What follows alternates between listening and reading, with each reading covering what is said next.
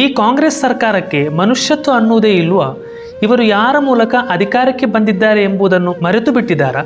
ಬೆಂಗಳೂರಿನ ಕೋಗಿಲೆ ಬಡಾವಣೆಯಲ್ಲಿ 1 ತಿಂಗಳ ಹಿಂದೆ ಅಮಾಯಕ ಮನೆಗಳಿಗೆ ಬಿಲ್ಡೋಸರ್ ಹತ್ತಿಸಲಾಗಿತ್ತು. ಈಗ ಅದೇ ನೀತಿಯನ್ನು ಬೆಂಗಳೂರಿನ ಮತ್ತೊಂದು ಕಡೆಗೆ ಬಿಲ್ಡೋಸರ್ ಹತ್ತಿಸಲಾಗಿದೆ. ಅಲ್ಲಿನ ಸಂತ್ರಸ್ತರು ಹಿಂಗೆ ಹೇಳ್ತಾರೆ, ನಮ್ಮ ಬಳಿ ಎಲ್ಲ ರೀತಿಯ ದಾಖಲೆಗಳಿದೆ, ಎಲ್ಲ ರೀತಿಯ ಡಾಕ್ಯುಮೆಂಟ್ಸ್ಗಳಿದೆ. ಆದರೂ ಏಕಾಏಕಿ ಬೆಳ್ಳಂಬೆಳಗ್ಗೆ ನಾವು ನಿದ್ರೆಯಲ್ಲಿರುವಾಗಲೇ ನಮ್ಮ ಮನೆಯನ್ನು ನೆಲಸಮ ಮಾಡಲಾಗಿದೆ.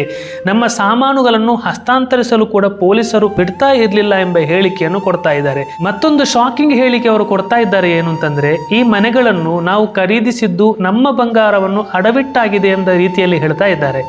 ಇಷ್ಟೆಲ್ಲ ಆಗ್ತಾ ಇದ್ರೂ ಕೂಡ ನಮ್ಮ ವಿರೋಧ ಪಕ್ಷದ ಬಿಜೆಪಿಯವರು ಯಾಕೆ ಇದರ ಬಗ್ಗೆ ಧ್ವನಿ ಎತ್ತುತ್ತಾ ಇಲ್ಲ, ಶಬ್ದ ಎತ್ತುತ್ತಾ ಇಲ್ಲ? ಯಾಕಾಗಿರ್ಬೋದು? ನಿಮ್ಮ ಅಭಿಪ್ರಾಯ ತಿಳಿಸಿ. ಈ ವಿಡಿಯೋವನ್ನು ಎಲ್ಲರಿಗೂ ಶೇರ್ ಮಾಡಿ. ಒಳ್ಳೆಯದಾಗಲಿ. ನಾವೆಲ್ಲಿರ್ಬೇಕು? 28 ವರ್ಷದಿಂದ ಹೇಳ್ಬೇಕಾಗಿತ್ತು. ನೀವು ಎಲ್ಲ 200-300 ಮನೆಗಳು ಕೆಡವಿದ್ದೀರಲ್ಲ. ನಾವು 10 ರೂಪಾಯಿ ಬಡ್ಡಿ ತಂದು ಮನೆಗಳು ಕಟ್ಕೊಂಡಿದ್ದೀವಲ್ಲ.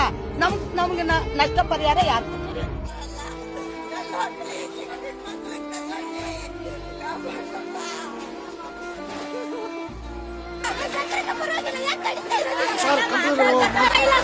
ನಾವ್ ಹೇಳ್ತೀನಿ, ನಮ್ ಗಂಡ ಇಲ್ಲ.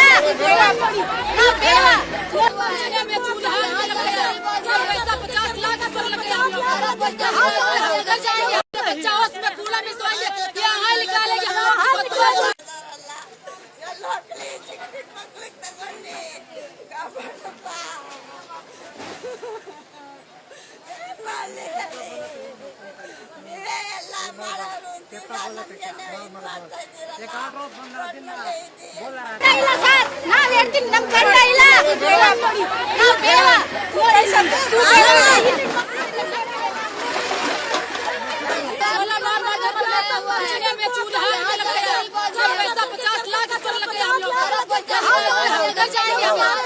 छोटे बच्चा उसमें कूड़ा में सोएंगे।